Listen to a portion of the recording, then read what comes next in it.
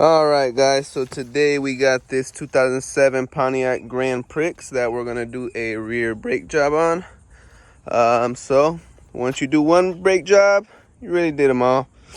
So let's get started. All right, guys, so the tools you're gonna need for this job is gonna be your ratchet. You're gonna need a 13mm socket, 14mm socket, 19mm socket, and 21mm socket. You're gonna also need some vice grips, needle nose, cheater bar, breaker bar, and drill's optional, bungee cord is optional, but I highly recommend them. You'll see why in the video. And then of course your brake pads, your rotor, and some brake cleaner. So let's get started. All right, so the first thing you're gonna want to do is block up your front tires. Now we're gonna go ahead and break these lug nuts loose. Then we're gonna lift it up. So be right back. All right, so we're gonna go ahead and break these lug nuts loose. One's a 19mm and the rest are a 21mm. So let's go ahead and do that. All right, so we broke her loose, jacked it up. Let's finish taking these bad boys off. And now I gotta switch. Continue.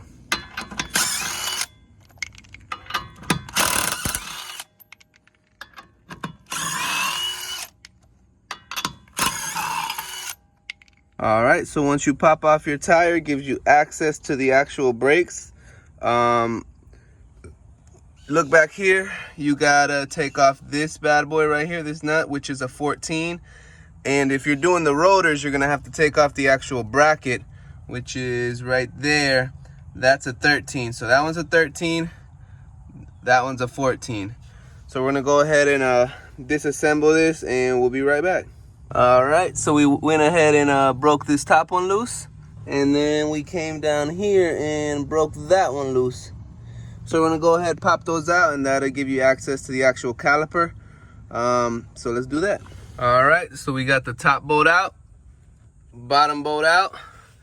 So you should be able to mess with this, just like so, boom.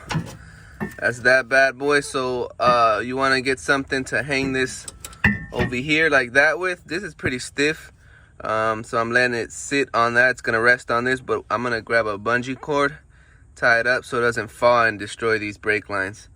So let's do that, be right back. All right, so we got that nice and secured. So now we're gonna have to take off this bracket to get to our rotor.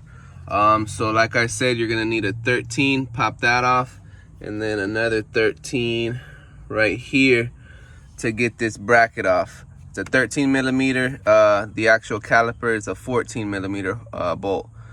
So let's go ahead and get our 13mm, our ratchet, and pop this bad boy off. All right, so we went ahead and broke these free.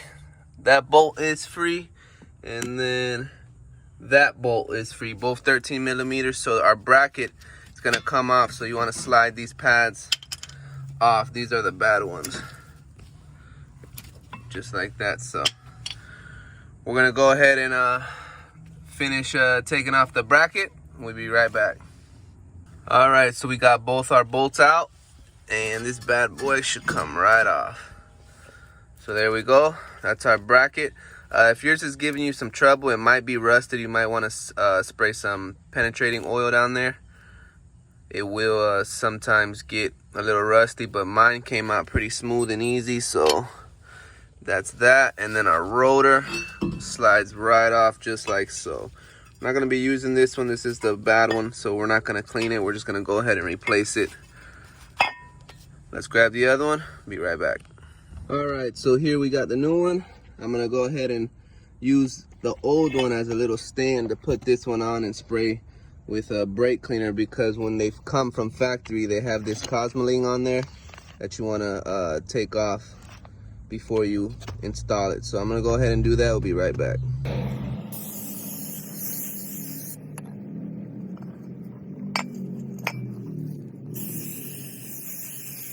All right, so we got our rotor nice and clean, got that cosmoline off. So we're gonna go ahead and try and put this one-handed. All right, so we got this bad boy all cleaned up.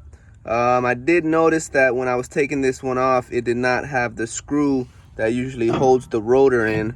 So if yours is missing, I'd recommend replacing that. So just a tip. Let's go ahead and get everything back on. We'll be right back. So the bracket, you can clean it up if you want. Ours doesn't look too bad. You could take a wire brush to it, but ours is still in pretty good condition. So I'm gonna take off these little old brake pad holders. Make sure yours come with these. Some of them don't, so you want to be vigilant of that. I bought some where they were missing and they're supposed to come with it, but they didn't, so be mindful of that. Let's go ahead and get this bad boy installed back on, and we'll be right back. All right, so we got our brakes. Ours came with clips, so with these you just snap those bad boys on. They can only go on one way. No other way but one. So once you get those on, put your bottom on, and then we're ready for pads. Be right back.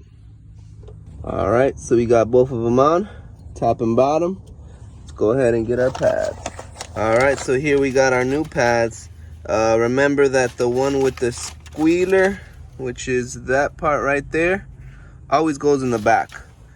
And that just, when they get low, it'll start rubbing on the rotor and making like a squealing to let you know that they're getting low.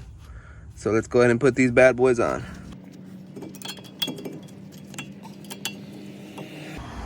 All right, so we're gonna go ahead and grab the other one. Squealer right there always goes facing the back of the brakes, just like so. So we're gonna go ahead and get this bad boy on. We'll be right back. All right, so we got our pads on. So now we're gonna compress the caliper. But before you do that, you're gonna wanna come to the front and locate where your brake reservoir is. I already did it, but what you wanna do is take the top off. You can just lay it up there, whatever. Because when you compress the caliper, it's gonna put pressure and cause some of that to come out. So you might have to refill it, you might be good. It all depends. So let's go ahead and compress that caliper. All right, guys, so now we got to compress the caliper. So if you have that tool, perfect. Me, I don't have that tool. So what I do is I grab a vice grip, get that bad boy on there, and just twist it. Just twist it. So I'm going to go ahead and do that. I'll be right back. Let me show you what I'm talking about. So you get it on, clamped on, and then see if I can do it one-handed. Just twist it back in. But if you see, I don't have the boot clamped on. I just have the actual metal part up here clamped on. I'm not clamped on to the boot to not damage it. So yeah, if you don't have the tool, just do this, just like that. So I'm gonna go ahead and finish that up and be right back.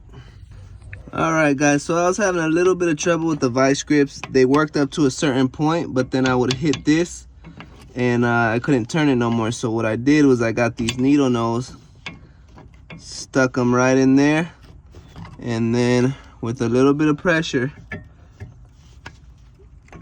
and two hands, I only got one, but let me show you. You can turn it. So if you're having a little bit more of trouble with the vice grips, try your needle nose, twist it. You get more turns with the needle nose. So be right back. I'm finished doing that. All right, so we got the caliper back on, compressed. The needle nose actually helped way better than the vice grips, in my opinion, because you can get more turns and these fit perfect into the little grooves. So yeah, use needle nose if you prefer the vice grips. Whatever works for you. These work for me. I would recommend the needle nose first, but to each its own. So we got the caliper back on. We're gonna go ahead and put our 14 millimeter bolts back on. Secure that bad boy up, and we'll be right back. All right, guys, so we got our rotor on, we got our caliper on, we got our caliper bracket. Remember, this is a 13 millimeter, 14 millimeter. Same thing on the bottom, 13 millimeter, 14 millimeter. And you're good to go. Now you just got to put your tire on, your lug nuts, secure all the lug nuts, and you're back on the road. The other side is the same exact way. Just follow this for the other side. This is the passenger. So remember, if I could fix it, you could fix it. If you learned anything from this video, please subscribe. Thanks for watching, guys.